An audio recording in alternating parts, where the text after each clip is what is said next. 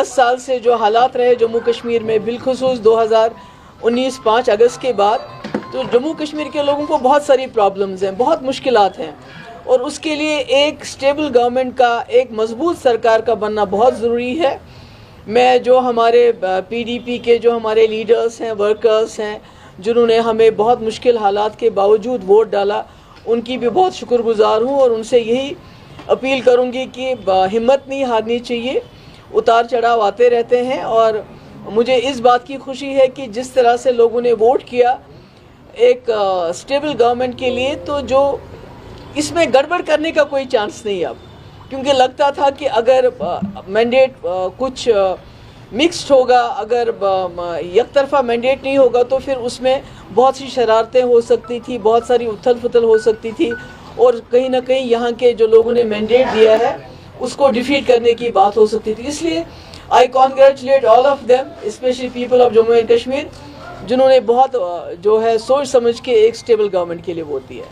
Phone ask anything please. PDP 2014 में 28 सीटें, जी जी जी, और 2024 में 3 सीटें। जी जी, क्या 96 में नेशनल कॉन्फ्रेंस 60 सीटें, 2014 में 16 सीटें। ये उतार चढ़ाव आता रहता है, इसमें क्या करेंगे आप? लोगों की विक्ट्री है, लोगों की चॉइस है, आपको लोगों की चॉइस, जो उनकी मर्जी है उसकी कदर करनी चाहिए, उनकी इज्जत करनी चाहिए। जमहूरियत में तो यही होता रहता है।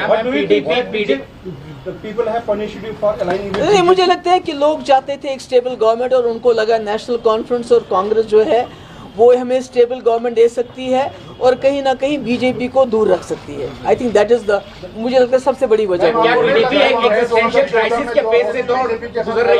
सॉरी जी, 2014 में आपने जो बीजेपी के साथ, मैं कहती हूँ वो तो बाद की बात है, अब क्या हुआ। पर मेरा ये है कि जम्मू कश्मीर के लोगों ने एक स्टेबल गवर्नमेंट के लिए वोट डाला, जो उनको लगा कि नेशनल कॉन्फ्रेंस और कांग्रेस एक गवर्नमेंट, स्टेबल गवर्नमेंट दे सकती है, और बीजेपी का मुकाबला डट के कर सकते हैं, तो उसके लिए उन्होंने वोट दिया। मैम, आपने कहा आपके बजाय यहाँ पर सेक्युलर सरकार नहीं बनेगी, तो अब क्या लगता है? नहीं, अब तो मेरे ख्याल में बहुत अच्छी बनी। तो वही मैं तो कह रही हूँ कि लोगों को मुबारकबाद दे रही हूँ कि उन्होंने हंग असेंबली को नहीं चुना, एक स्टेबल गवर्नमेंट के लिए वोट दिए। ये तो मुबारकबाद है लोगों के लिए।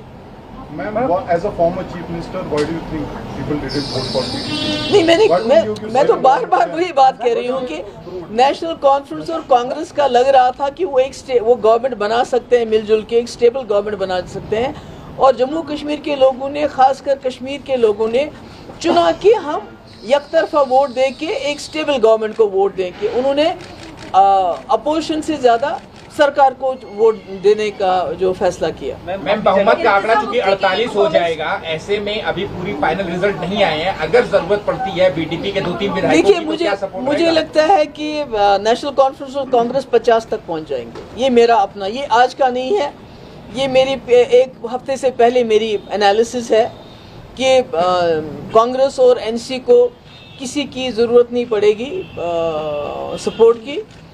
हालांकि जब मुझसे कई कांग्रेस लीडरशिप ने बात भी की, मैंने उनको यही बताया, आज से 2-3 दिन पहले मैंने कहा NC और कांग्रेस की जो है मिलजुल के आपके इतने सीट्स आएंगी, आपको बाहर के सपोर्ट की जरूरत नहीं पड़ेगी, and that is I have been proved right. Okay, सरकार को क्या मैसेज गया है आज के रिजल्ट? नहीं, मैसेज ये गया है कि जम्मू कश्मीर के लोग बहुत अक्लमंद हैं, बहुत वाइज हैं, और उन्होंने इलेक्शन में इसका सबूत दिया है कि वो नहीं चाहते हैं यहाँ मरकजी सरकार को कोई तोड़ फोड़ करने का मौका मिले, क्योंकि अगर यहाँ पर खुदा ना खास्ता हंग असेंबली होती तो बहुत तोड़ फोड़ हो जाती, और फिर जम्मू कश्मीर के लोगों को इतनी मुश्किल के बाद जो सरकार मिल रही है, शायद वो सरकार भी नहीं नसीब होती। तो आप my all the best wishes are for the जो गवर्नमेंट बनने वाली है कि, और लोगों की बड़ी उम्मीदें हैं, उनसे वाबस्ता हैं, बड़ी मुश्किलात हैं लोगों को, ख़ासकर जो हमारे नौजवान बाहर के जेलों में बंद हैं उसके हवाले से, अनएम्प्लॉयमेंट के हवाले से,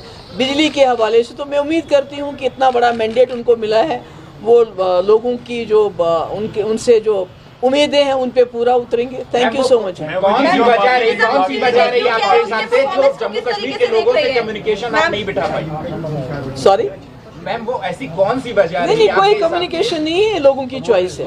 इस बार लोगों ने चुना कि हम सिंगल कॉम्बिनेशन को मैंडेट देंगे, हम इधर उधर वोट नहीं डालेंगे, बल्कि एक जो अलायंस है उसको वोट देके उनकी सरकार बनाएंगे सर आंखों में। Thank you. मोदी जी ने डेब्यू किया है, उनके performance sorry, PDP is at all-time low now. आपको तो कैसे लो है? जहाँ भी देखिए इतनी टक्कर में तो PDP ही है। Okay. नेशनल कॉन्फ्रेंस का मुकाबला किसके साथ हो रहा है यहाँ पर कश्मीर में? It's PDP।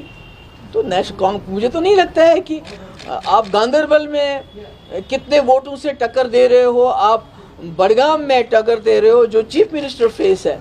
तो इसमें तो मुझे लगता है कि PDP is not what you से कि खुदा ना खास्ता बहुत लो है। हाँ, सीट्स कम आ गई हैं, पर we are a force to reckon with. Opposition may be down, but we are not out. Existential crisis है क्या मैम PDP के लिए? बिल्कुल नहीं है, बिल्कुल नहीं है। PDP एक ऐसी जमात है जिसके पास एजेंडा है, जिसके पास विजन है, जो शायद किसी जमात के पास नहीं है। पर ये उतार चढ़ाव आते रहते हैं। और मैंने कहा ना पहले कि मुझे खुशी है कि यहाँ पर मैंडेट बटा हुआ नहीं मिला, नहीं तो हमारे लिए जम्मू कश्मीर के लोगों के लिए बहुत मुश्किलात हो जाते, बहुत तोड़ फोड़ होती और ऐसी सरकार हमारे ऊपर मुसल्लत होती जो जम्मू कश्मीर के लोग चाहते भी नहीं। मैम, क्या आपका जो आपने बताया था कश्मीर प्रॉब्लम, क्या वो लोगों को समझ नहीं आया? नहीं, समझ सब कुछ आ गया। लोगों को पता है किससे क्या काम लेना है। तो आपको वोट नहीं हुआ फिर? नॉमिनेट कर रहे हैं आप। That is very wrong on their part. वही तो मैं कह रही हूँ कि जम्मू कश्मीर के बिलखुसूस कश्मीर के लोगों ने बहुत अक्लमंदी से काम लिया है। अब सोच लिया अगर ये मैंडेट फ्रैक्चर्ड होता तो वो 5 मेंबर्स कितने रेलेवेंट हो जाते, और जो सरकार लोगों ने चुनी वो सरकार बनती ही नहीं, बल्कि वो सरकार बनती जो बीजेपी चाहती। तो ये तो बड़ा बुरा है जो LG ने किया है कि नॉमिनेट किया। ये नहीं करना चाहिए। ये इमोरल है, अनकॉन्स्टिट्यूशनल है मेरे हिसाब से। जिस तरह से जो 2019 के बाद नेशनल कॉन्फ्रेंस की गई उसमें सारे वर्सेस यानी कि ऑल वर्सेस नेशनल कॉन्फ्रेंस हमने देखा। क्या आपको लग रहा है कि ये नहीं, मुझे तो नहीं लगता। मुझे लगता ऑल वर्सेस PDP था, क्योंकि नेशनल कॉन्फ्रेंस, कांग्रेस, बाकी जमातें तो एक साथ थी। ये तो ऑल वर्सेस PDP था, इंक्लूडिंग BJP गवर्नमेंट, जिन्होंने हमारी पार्टी की इतनी तोड़ फोड़ की, इतनी तोड़। अगर 40 मेंबर किसी और पार्टी से निकले होते, x ministers, legislators, member parliaments, वो पार्टी तो कहीं नजर ही नहीं आती। हम तो आज भी टक्कर दे रहे हैं, लड़ रहे हैं। अब 4 सीटों पर अभी आगे है, तो क्या जाना चाहेंगे नेशनल कॉन्फ्रेंस? नहीं, देखिए, ये तो अजीब बात करते हो आप। बेगानी शादी में अब्दुल्ला दीवाना, why we should say that? तभी तो मैंने कल इल्तिजा ने इसीलिए ट्वीट किया बिकॉज हमारे लोग वैसे ही कह रहे थे, जबकि मुझे मालूम था कि NC और कांग्रेस की अपनी इतनी सीटें आएंगी, उनको बाहर की किसी की सपोर्ट की जरूरत नहीं है। We will play the role of an constructive opposition. जो लोगों के मुद्दे हैं वो तो इलेक्शन के साथ खत्म नहीं होते हैं। मैम, जिस तरह से जो ऑन ग्राउंड आप प्रचार वगैरह कर रहे थे, तभी आपको अनुमान लग गया था कि इस तरह का ही लगभग रिजल्ट? नहीं, मुझे ये लग रहा था कि लोग जो हैं सरकार चुनेंगे, अपोजिशन नहीं चुनेंगे। मैम, क्या आपका चुनाव ना लड़ा जाना भी एक फैक्टर मानते हो? नहीं, मेरा चुनाव को बीच में मत लाइए। मेरा चुनाव तो मैंने बोल दिया है कि मैं एक बहुत पावरफुल चीफ मिनिस्टर रही हूँ, जिसने BJP के 2 मिनिस्टरों को ड्रॉप कर दिया। ऐसे ये तो कोई कर नहीं सकता है। मुझे बताइए कंट्री में कहीं हुआ है ऐसा, जिसने 12,000 नौजवानों की FIR वापस ली? तो इतना पावरफुल मिनिस्टर, इतने पावरफुल आपके पास इतने पावर्स होना कि आप हुर्रियत को लेटर लिखो कि आप बातचीत करो। तो आज आपको हर चीज के लिए, जैसे उमर साहब ने कहा, LG के दरवाजे पे जाना पड़े, तो मैं तो ऐसा नहीं कर सकती।